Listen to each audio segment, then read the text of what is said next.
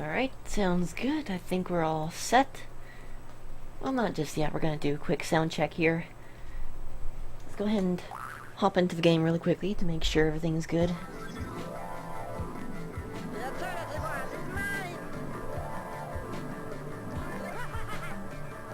This is just about the only bit of plot that you need to know about the entire game.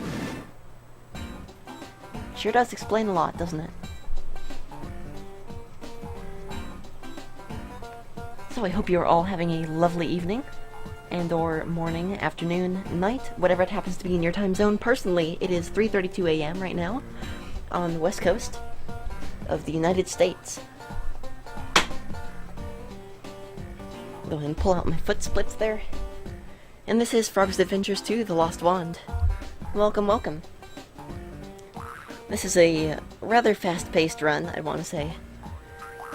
So, I'm gonna go ahead and get started with it. Hopefully I'll be able to fit in everything I want to talk about. Right off the bat, I'm gonna go ahead and explain that every input that you see is one hop.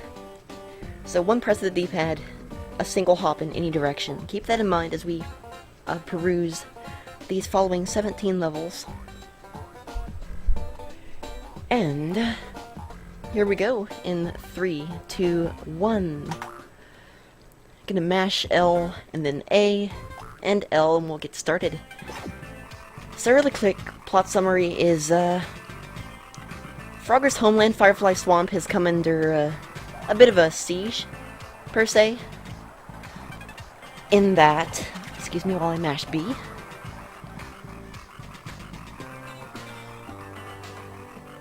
Certain elements of the magic world have flowed over into the world of Firefly Swamp. So what we're doing right now is retrieving the Eternity Wand shards, which you saw explode in that cutscene. There are 5 shards of the Eternity Wand. The first one is fire, so we're currently on our quest to retrieve the fire shard. We have been sent on this quest by a magician who claims his name is Hocus, and his brother Pocus, as he tells it to us, is being a rather nefarious brat. And so we have to retrieve the Eternity Wand shards, which the reason that the Eternity Wand exploded, safety save right there, is because Pocus just wasn't ready for the power it gave him, and it turned him evil. So right now, we are retrieving the 5 shards of the Eternity Wand. Fire, Ice, Light. I believe the 4th one is Darkness, just straight up Darkness. And the 5th one is a Machine Shard. And so we are going through 5 themed worlds of each type of shard. First one is a jungle theme, because jungle, fire, I guess that makes sense. And this level is called Trampoland. That's the only time you're going to see trampolines in this entire game. One great thing about this game is that every level has its own unique theme. And very rarely do you see sprites reused in other levels. Anyway, here's our first boss fight. This is Dozy Dragon. And he is trying to sleep, but these Uzak birds are attempting to wake him up, so we have to use our tongue and knock him out before they start squawking. It may look simple right now, but pretty soon it's going to really pick up. We have to let this dragon sleep for about 90 seconds. If all goes well, hopefully I won't wake him up by accidentally tonguing him, because that can happen. Another thing to note is that if you're even 1 frame too early with any of your inputs, your input will get straight up eaten. And that's no good. Like right there, twice I've tried to turn around and tongue too quickly, so you have to be a bit careful.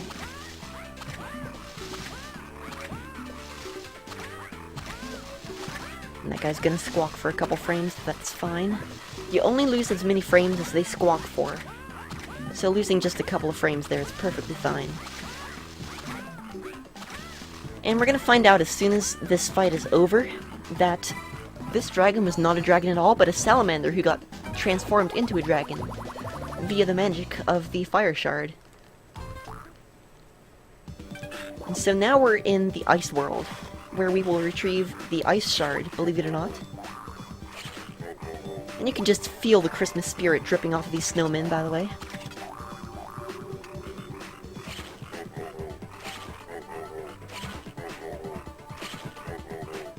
Good stuff.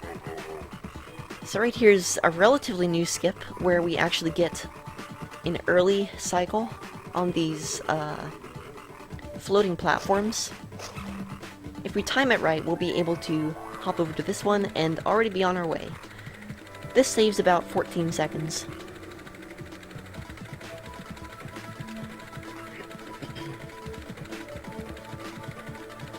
Every level in this game is cycle-based, and most of the time the cycles will be spawn timers. So every time you die or start a stage, the cycles start over again.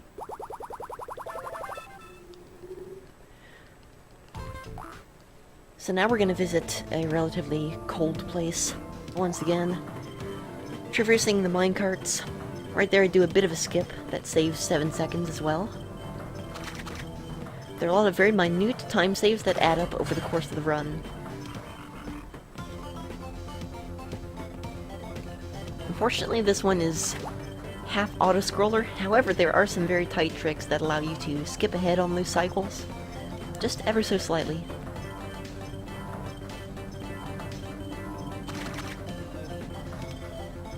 On that switch. And we gotta wait some more. Bam. Alright, here we go. This introduces crumbling tiles.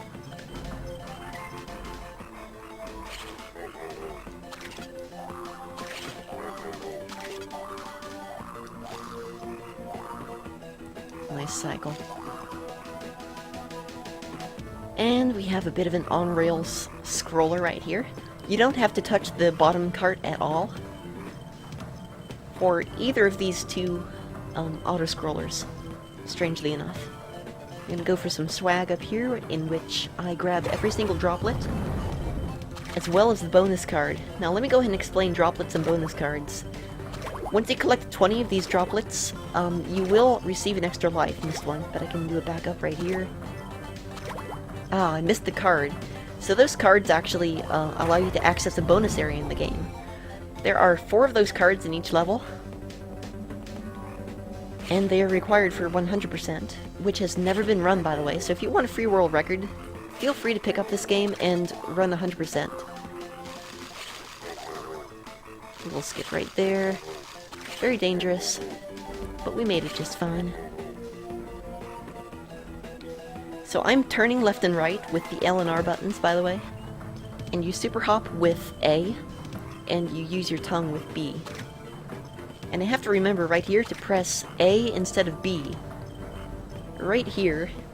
Because, I kid you not, I lost a PB pace run, to pressing B right there instead of A. And that was barely a week ago.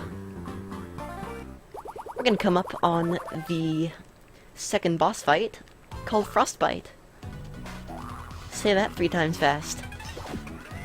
So this guy, once again, is a bit of an auto-scroller. You can speed him up a little bit by catching his final cycle on each phase a little bit early. It's not very easy, but I'll give it a shot.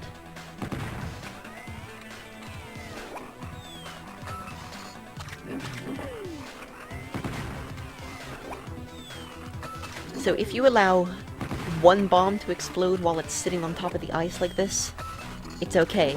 It'll just fracture the ice a little bit. But you can't let any more than that explode while you're on the ice throughout this fight.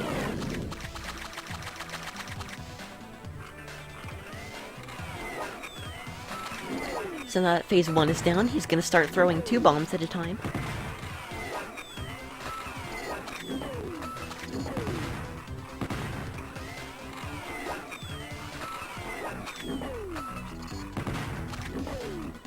And you also have to be very careful, because if you fall down the pit, you have to start the entire fight over again.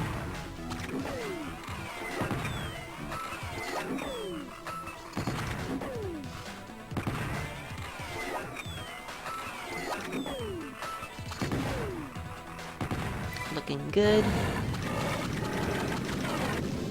Alright, so right now, by the way, we're using the magic of the fire shard against the ice shard enemy. So now we're hitting phase 3. Guess what he does in phase 3? He throws 3 bombs.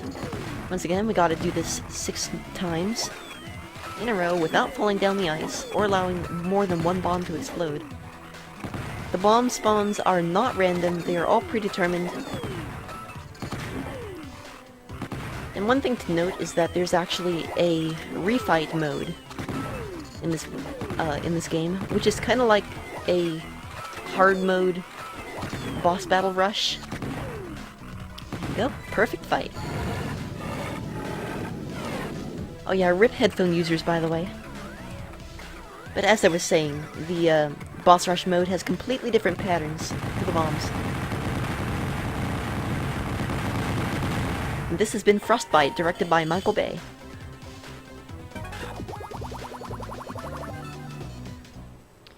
If it drops on top of you, you do have a few frames in which to hop out of the way. However, if you do touch a bomb or allow one to drop on top of you, it's an instant death, and you have to start the whole fight over again.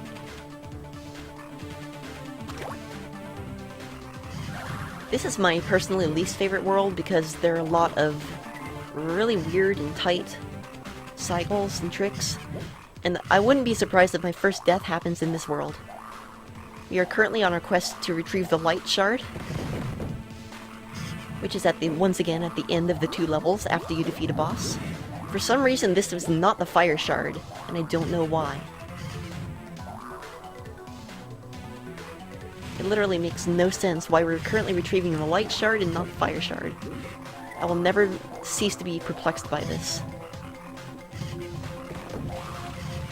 By the way, if it looks like I ought to be able to hop over anything you see in the game, you can't. Free life you're not supposed to be able to pick up right there.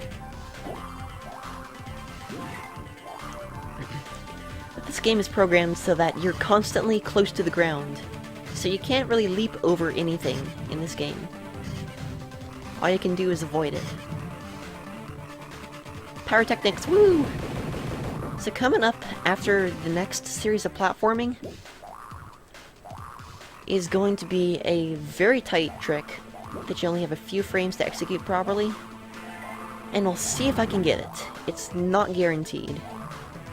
If I do die here though, there's a much more consistent way to get this trick. And we got it, let's go. So that's an example of how the grid-based system works in this game. It's very finicky, very wonky, and there's actually an excellent example of how wonky it gets in this level. I'll let you know when I come to it. But the way it works is if you leap into the air, you'll get snapped to the grid immediately. But if you just regular hop over to a tile, it will not snap you to the grid right away. So essentially what that means is that if you leave the ground, you'll get snapped to the proper positioning in the grid, but for some reason when you just regular hop, the game just assumes that you're in the correct position and won't actually check to make sure you're out of danger before moving on. And the way that can be a problem is in the case of moving platforms, such as these. Because once you leave this moving platform, you will snap to the location on the grid that's required for you to be properly positioned in order to land squarely on the ground. However, if you simply hop off, you will remain technically on that platform until you leave it, which will cause some pretty unfortunate hitbox shenanigans to occur halfway through this level. However, there is a strat to minimize the damage, which I will be using.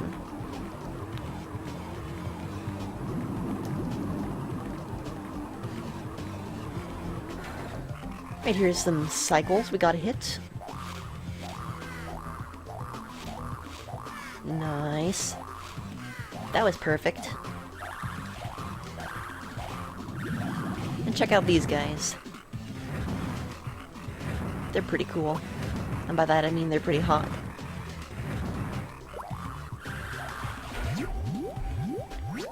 So, at the end of this elevator, I suppose you could call it, this trolley, whatever you want to call it,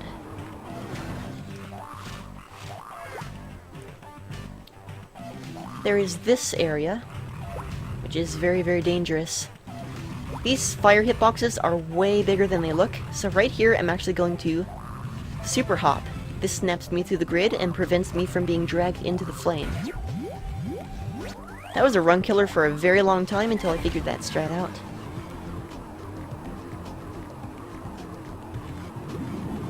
And we're almost done with the level. Coming up is the biggest instance of RNG in the entire game, so get out your bless RNGs, please. We're gonna need them. Every single one of them.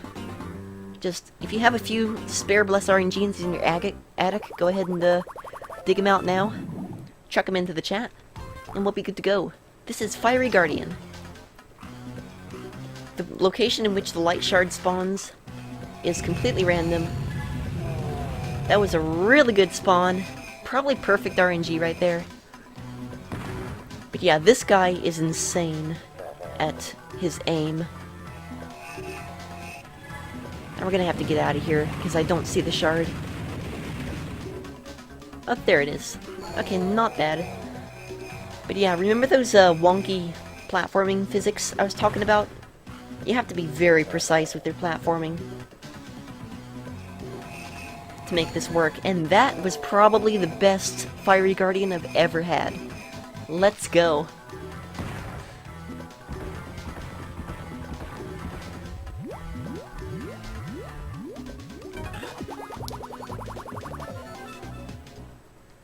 Alright, now we're headed on to the Haunted Island, where in which we shall encounter a lot of monks who seem to be acting rather spookily.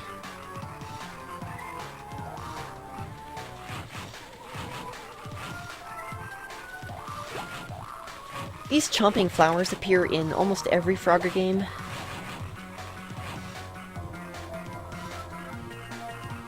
However, strangely, my main Frogger games, yes, I do speedrun other Frogger games, actually don't have those flowers.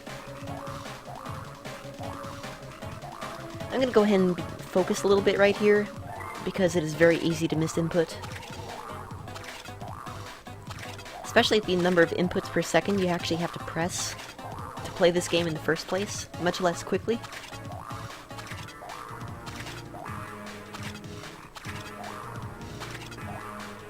Nice, gonna take a safety save right here. I almost didn't make that. We have to wait for a couple of rotations, unfortunately. Don't jinx it, don't worry. I've jinxed things many times in the past. I've also never realized that I can just straight up do that instead of pulling those platforms over. That was a live and unintentional rerouting. Let's go, me. Nice, dude. Alright, so coming up is the level with the 2. You'll know what I mean when I say 2.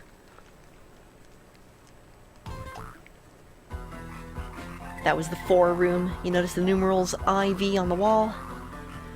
The room that I'm referencing has the numerals 2 on it, and I do not like that room. Neither does anyone else who runs this game. Which is one other person, Mr. Shasta. He's a cool dude. Check him out.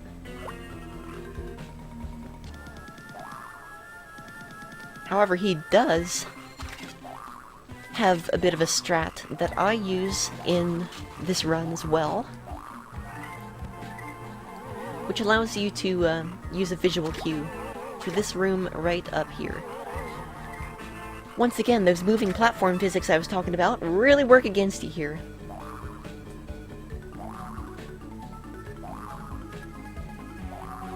First try. That never happens. Once again, doing a little skip right here. There's my first unintentional death. And in this room of all rooms.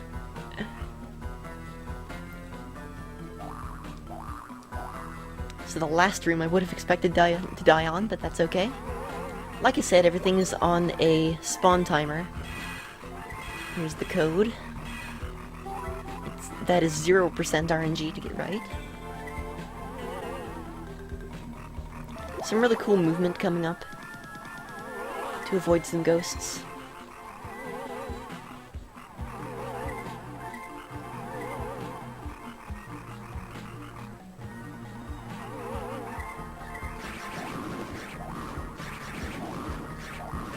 You might notice these clusters of 4 droplets. They really do give you 4 droplets, but they have no purpose in the speedrun. And honestly, they don't even count toward 100% either. Alright, so after this long and arduous series of super hops, I am going to show off what is perhaps my favorite strat in this entire level. Right here. Just hop on up. You don't need to bother with that puzzle. And these writings on the wall are supposed to tell you where to hop, but you can just follow the indentations on the ground there. Ba-ba-bum, bum, bum. Okay, and I'm gonna try a new strat. It may or may not work out, but as we're fighting death itself, 20,000 leagues above the sea, we are going to attempt to trick him into swiping multiple times in a row. Nice. I just discovered that trick earlier this week while I was preparing for another marathon of mine. Perfect. It's RNG whether he decides to swipe 2 or 3 times there, and it's also RNG where the light shard spawns.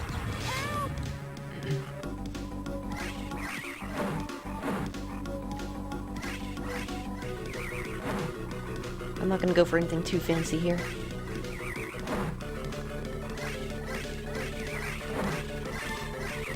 Woo, Nelly. Alright, we're good. Oh yeah, seizure warning.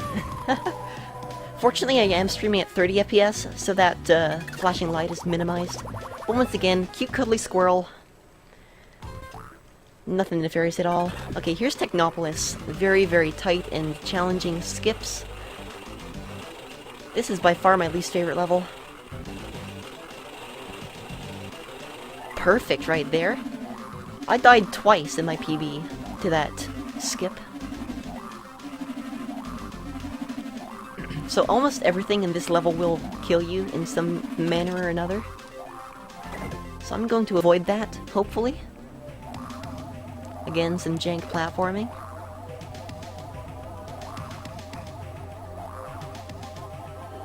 And you have to land on this gray space. If you land on the red on those cars, you will die. You'll just straight up fall through the car and die.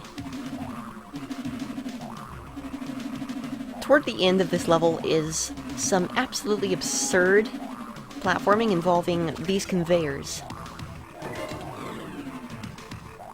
I'm actually going to focus for them because it's very challenging. Basically, I'm going to be doing this, but 12 more times. So I'm going to take this safety save because it's not worth losing.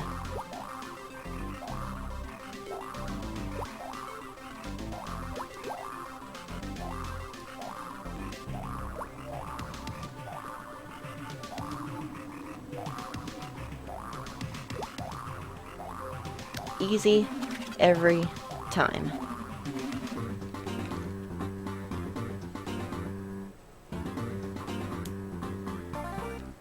Coming up is our last normal level of the game.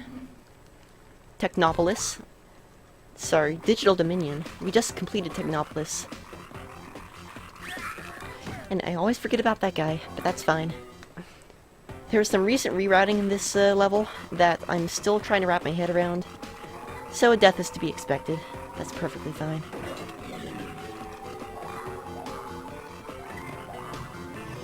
Nice. Aw, man. I didn't get the quick turn in time. That's okay. This actually sets up better for a cycle later on, if I die right there. But again, this is a very tricky level. And until recently, it's perfectly normal to die more than once on this stage. This eye is RNG. Fortunately, it didn't screw me over this time.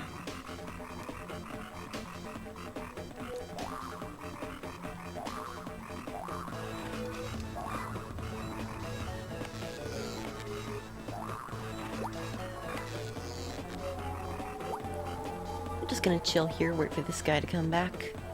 And we're not gonna rush this one. There we go.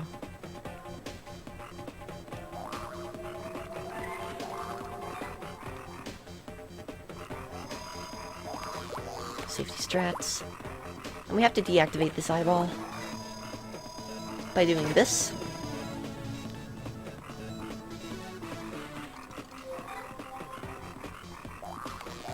Which makes me jump 2 spaces. That is the A button.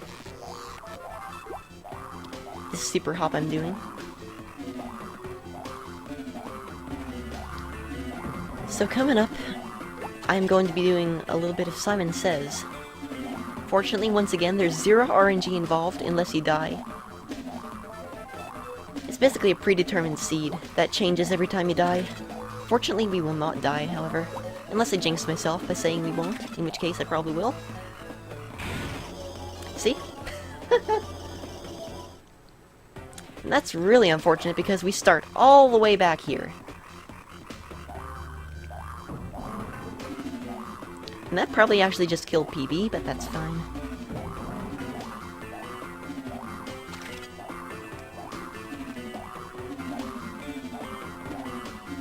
This level can be very mean sometimes.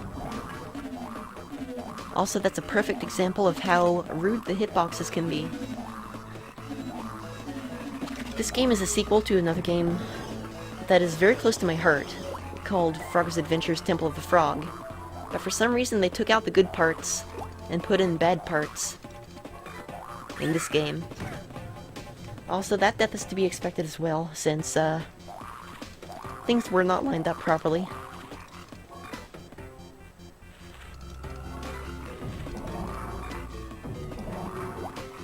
But it's okay, we have the strats.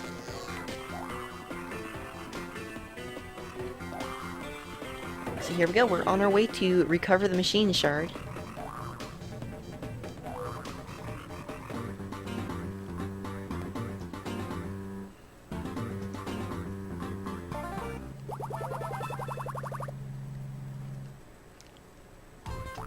And after this fight, we're actually going to find out that Hocus is not who we thought he was.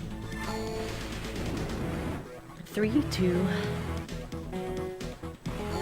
1, 3,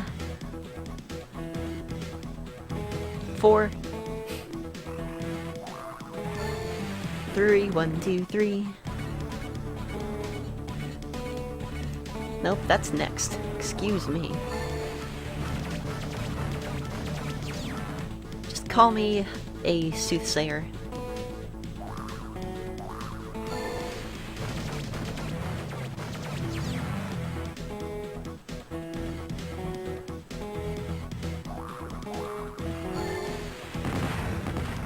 And phase 2, commence.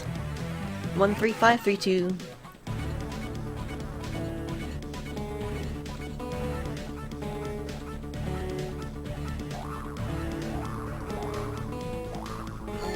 Three, 4, 5, 3, 1, 2.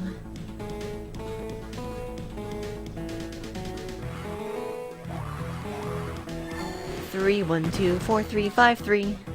Please do not call that number. Tell them WinnerBit sent you. Not entirely sure why, Leo. But now we've treated the machine shard, and guess what? Hocus was Pocus the entire time. So he sends us off to the Magician's Realm. I'm gonna do this to get a little bit of a cutscene skip. Unfortunately, I was not quite fast enough with the cutscene skip, pressing L, to make this cycle, so I am gonna wait.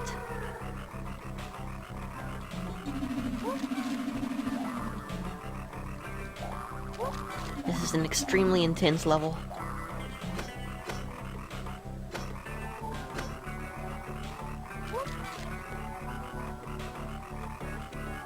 barely any checkpoints. That, for some reason, you can fail. You have like 2 frames to get that just right. I was not mashing properly just then, so I did end up failing it. However, once again, it puts the cycles in a favorable location, so you don't waste that much time.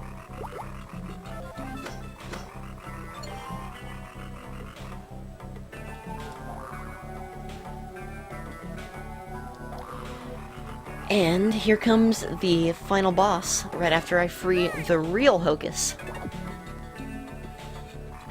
Now this boss fight, we used to think it was completely RNG, but I actually took a few hours out of my day and discovered that it was not. The only thing that's RNG about it is you have a 1 in 5 chance of getting a certain map, a certain card layout here, while you play match 3. So what I'm going to do is lick a couple of specific cards to find out which pattern I have, and then we're just going to go ahead and go off of that. For example, this is pattern 2. So I already know where all of the cards are, and we don't have to suffer through the excruciatingly long and arduous battle animations.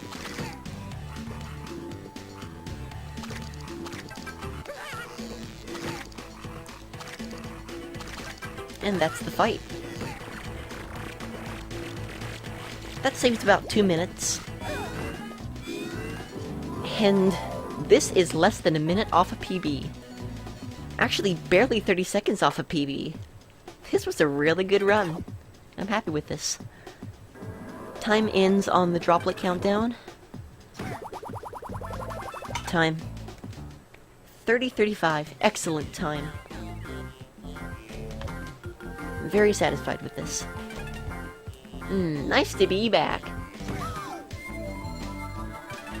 What? Oh no, not again. So the happy ending is that after Pocus is restored to his good self, Hocus takes him through a bunch of training and actually prepares him to wield his own Eternity Wand, because apparently there's more than one Eternity Wand. Video game logic. In any case, that was Frogger's Adventures 2: The Lost Wand.